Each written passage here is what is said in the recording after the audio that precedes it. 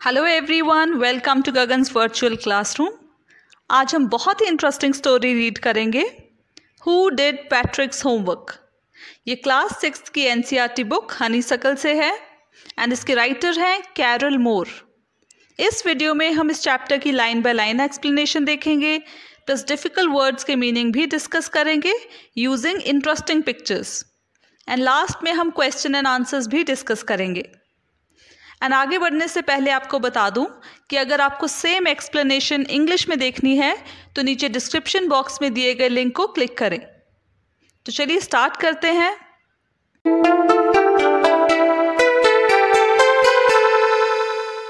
The name of the story is who did Patrick's homework, कि Patrick का homework किसने किया।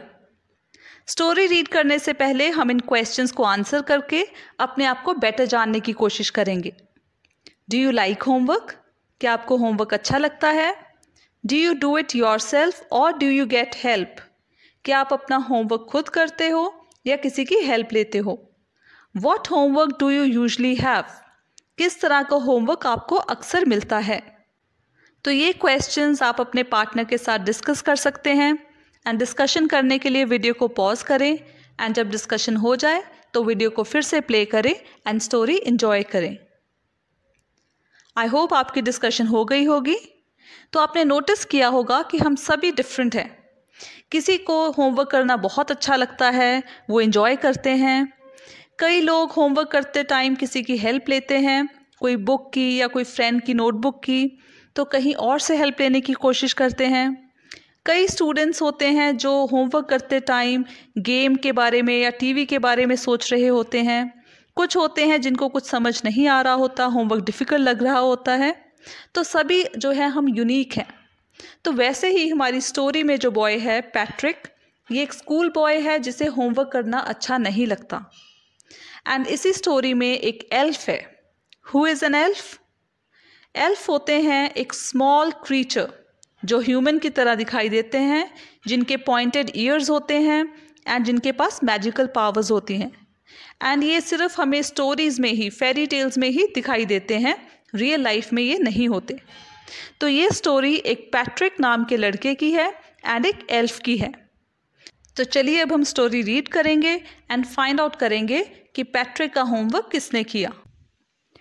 Patrick never did homework. Too boring, he said. He played hockey and basketball and Nintendo instead. तो पैट्रिक कभी अपना homework नहीं करता था। वो कहता था ये बहुत बोरिंग है, और होमवर्क की बजाय वो सिर्फ खेलता था हॉकी, बास्केटबॉल और Nintendo. Nintendo is this video game. His teachers told him, Patrick, do your homework or you won't learn a thing. तो उसके टीचर्स बोलते थे कि पैट्रिक तुम अपना होमवर्क कर लो, नहीं तो तुम कुछ सीख नहीं पाओगे। And it's true, sometimes he did feel like an ignoramus. But what could he do? He hated homework. And ये बात सच है कि कभी कभी उसको ऐसा लगता था जैसे वो एक इग्नोरेमस है। Ignoramus is an ignorant person, जिसको कोई नॉलेज ना हो, जो डम हो, जिसको कुछ समझ ना हो। तो उसको लगता था कभी कि वो इग्नोरेमस है, लेकिन वो क्या करता, उसे होमवर्क करना अच्छा नहीं लगता था, उसे होमवर्क से नफरत थी। तो आपने नोटिस किया होगा ये पैराग्राफ जब हमने रीड किया तो एक रिदम था। ये सुनने में बहुत ही इंटरेस्टिंग लग रहा था क्योंकि राइटर ने बीच में राइमिंग वर्ड्स यूज़ किए थे। For example, said, instead, him, thing, ignoramus, homework. तो ऐसे ही पूरी ही स्टोरी में राइटर ने बहुत से राइमिंग वर्ड्स यूज़ किए हैं। Then one day he found his cat playing with a little doll and he grabbed it away. फिर एक दिन पैट्रिक अपनी कैट को एक छोटी सी डॉल के साथ खेलता देखता है और वो उस डॉल को छीन लेता है। To his surprise, it wasn't a doll at all, but a man of the tiniest size. तो वो बहुत हैरान होता है देखकर कि वो एक्चुअल में डॉल नहीं है, बल्कि एक सबसे छोटे साइज का मैन है।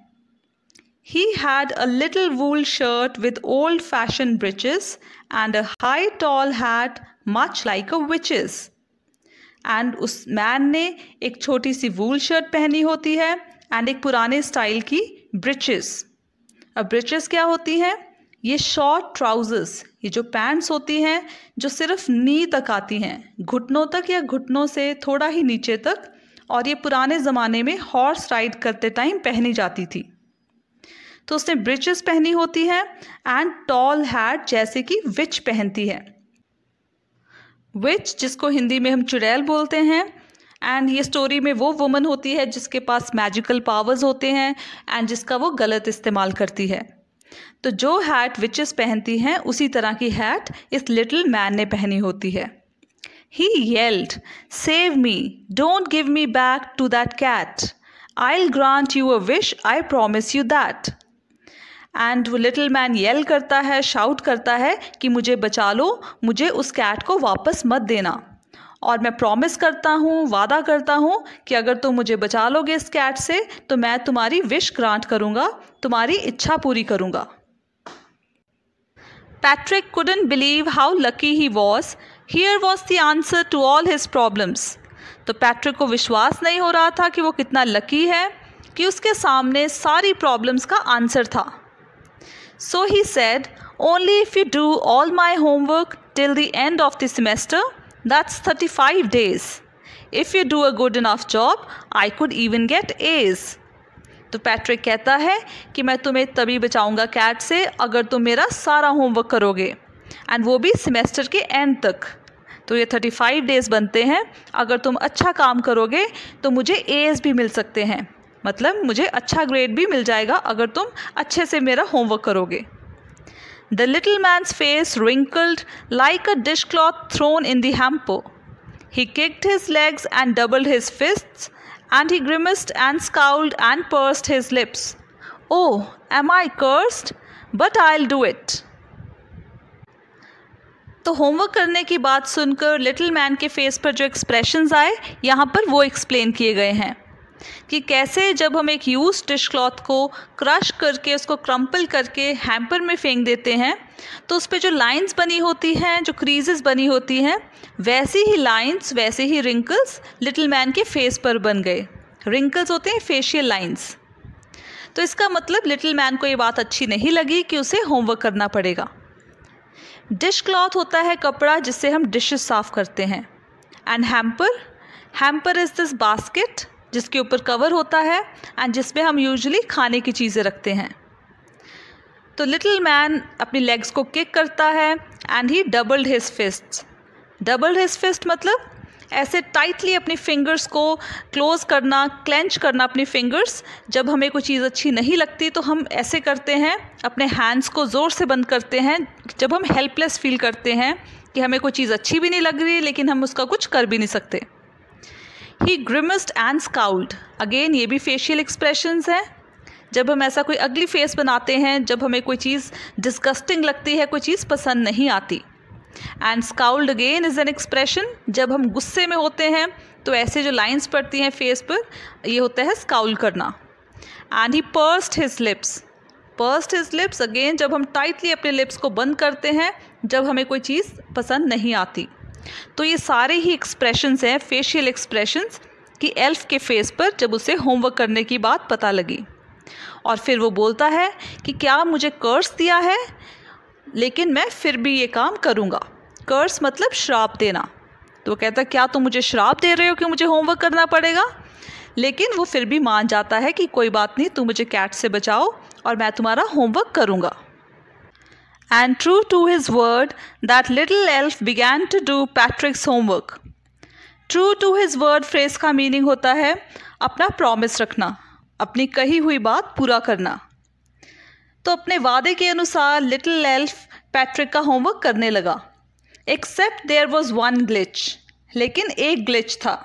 ग्लिच मीन्स किसी मशीन में फॉल्ट हो जाना, बट यहाँ पर ग्लिच का मीनिंग है problem.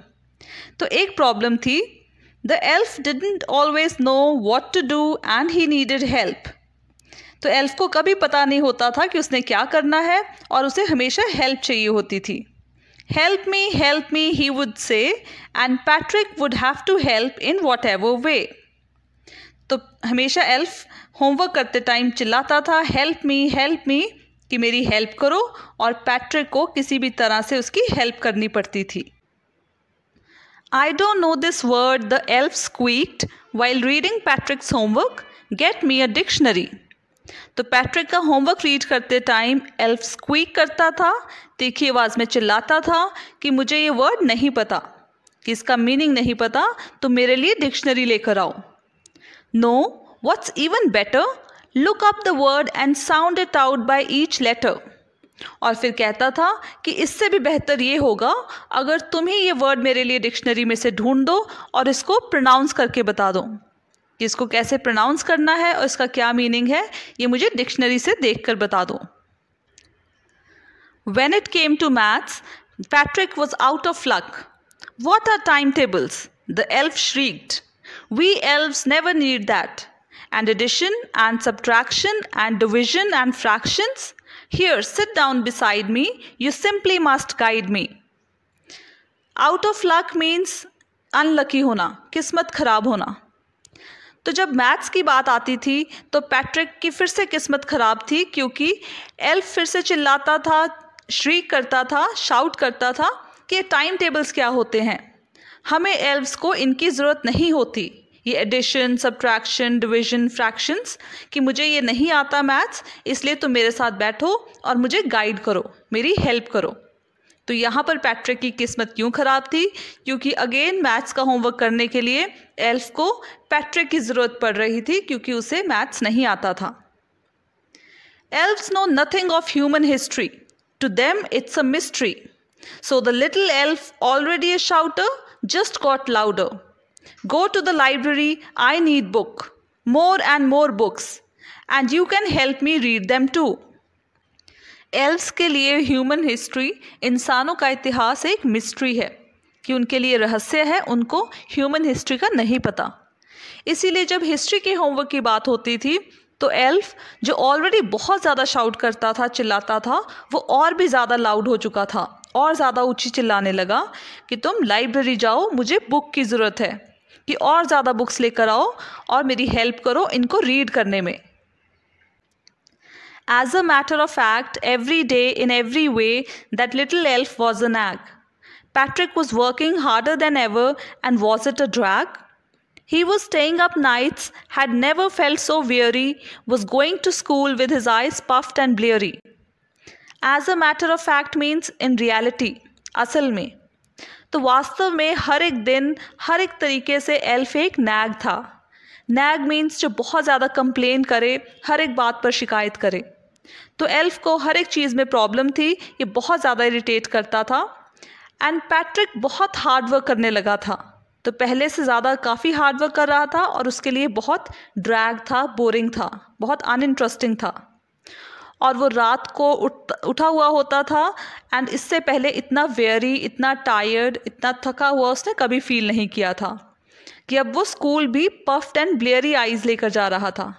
Puffed and bleary means, puffed is swollen, सूजी हुई आंखें, एंड ब्लेयरी ये जो रेड हो जाती हैं थकावट की वजह से एंड थोड़ा सा हमें अनक्लियर दिखने लग जाए, तो ऐसी आइज़ लेकर वो स्कूल जाता था, क्योंकि वो रात को उठा रहता था, बहुत ज़्यादा हार्डवर्क करता था, काम करता था। तो जब रात को नींद पूरी नहीं होती थी तो नेक्स्ट डे स्कूल ऐसी आइज़ लेकर जाता था। Finally, the last day of school arrived and the elf was free to go. As for homework, there was no more. So he quietly and slyly slipped out the back door. Finally, Patrick के school का last day था and अब elf free था जाने को, कि अपने promise के अकॉर्डिंग अब वो आज़ाद था। एंड जहाँ तक होमवर्क की बात है तो अब कोई होमवर्क नहीं था, इसीलिए एल्फ चुपचाप से, स्लाइली मतलब सीक्रेटिवली, कि किसी के नोटिस में ना आते हुए चुपचाप से वो पिछले दरवाजे से निकल गया। Patrick got A's, his classmates were amazed, his teachers smiled and were full of praise. तो पैट्रिक को हर एक सब्जेक्ट में ए मिला, अच्छा ग्रेड मिला, उसके क्लासमेट्स सब सरप्राइज थे, हैरान थे, एंड टीचर्स स्माइल कर रहे थे, वो खुश थे, एंड पैट्रिक की प्रेज कर रहे थे, तारीफ कर रहे थे। And his parents, they wondered what had happened to Patrick. He was now the model kid.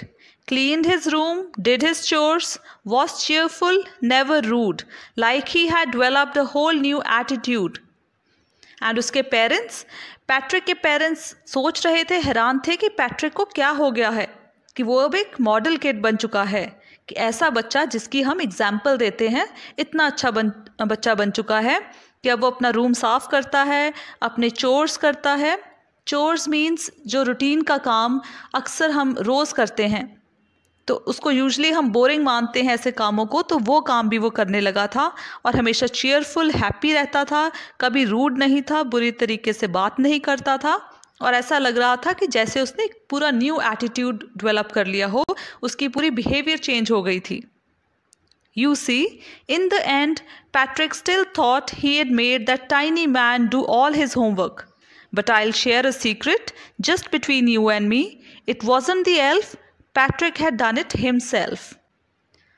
तो एंड में क्या हुआ, पैट्रिक अभी भी यही सोचता रहा कि उसने उस छोटे से आदमी से सारा काम करवाया, कि उस एल्फ से उसने सारा होमवर्क करवाया।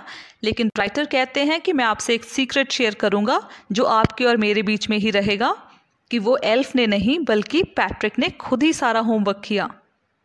तो ऐसा कैसे हुआ? क्योंकि एल्फ को हर एक सब्जेक्ट में हेल्प की ज़रूरत थी, तो पैट्रिक को उसकी हेल्प करने के लिए खुद ही पढ़ना पड़ता था, तो इनडायरेक्टली सारा होमवर्क पैट्रिक ने खुद ही किया। आई होप आपको ये स्टोरी इंटरेस्टिंग लगी होगी। अब हम इसके क्वेश्चन आंसर्स डिस्कस करेंगे। तो पहले आप इन क्वेश्चंस के आंसर्स खुद फाइंड आउट करने की कोशिश करें। इसके लिए आप वीडियो को पॉज करें एंड जब आंसर्स फाइंड आउट कर लिए तो वीडियो को फिर से प्ले करके अपने आंसर्स चेक करें। आई होप आपने आंसर्स फाइंड आउट कर लिए होंगे। What did Patrick think his cat was playing with? What was it really? कि पैट्रिक को क्या लगा उसकी कैट किसके साथ खेल रही है, एंड वो एक्चुअल में क्या था। Patrick thought that his cat was playing with a little doll. In reality, it was an elf. तो पैट्रिक को लगा कि उसकी कैट छोटी सी डॉल के साथ खेल रही है, लेकिन रियलिटी में वो एक एल्फ था। Why did the little man grant Patrick a wish? तो लिटिल मैन ने पैट्रिक को विश क्यों ग्रांट की? The little man granted Patrick a wish because he had saved him from the cat. तो लिटिल मैन ने Patrick को इसलिए wish grant की क्योंकि उसने उसको कैट से बचाया था। What was Patrick's wish? तो पैट्रिक की विश क्या थी? Patrick wished that the little man did all his homework till the end of the semester.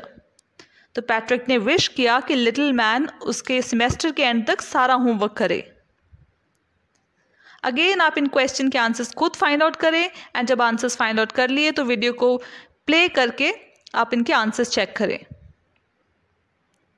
I hope आपने आंसर्स फाइंड आउट कर लिए होंगे। In what subjects did the little man need help to do Patrick's homework? तो Patrick का homework करने के लिए little man को किन सब्जेक्ट्स में हेल्प चाहिए थी? The little man needed Patrick's help in maths, English and history. How did Patrick help him? Patrick ने उसकी हेल्प कैसे की? Patrick sat beside the elf and guided him. He brought books from the library and read them to him. तो Patrick elf के साथ बैठकर उसको उसने गाइड किया और लाइब्रेरी से वो बुक्स लेकर आया एंड उसको रीड भी किया। Who do you think did Patrick's homework? The little man or Patrick himself? Give reasons for your answer. आपको क्या लगता है कि पैट्रिक का होमवर्क किसने किया? लिटिल मैन ने या पैट्रिक ने खुद से किया? एंड अपने आंसर का रीज़न भी दो। Patrick did his homework himself. He read the books to the little man, looked up the words in the dictionary and helped the elf in maths. So in actual, Patrick himself did his homework. तो Patrick ने अपना homework खुद किया, उसने books को read किया, words देखे dictionary में और एल्फ की मैथ्स में भी हेल्प की। तो एक्चुअल में पैट्रिक ने खुद ही अपना होमवर्क किया। तो आई होप आपको ये चैप्टर अच्छे से समझ में आ गया होगा। अगर कोई डाउट हो या कोई सजेशन देना हो तो नीचे कमेंट सेक्शन में ज़रूर लिखें। Thank you.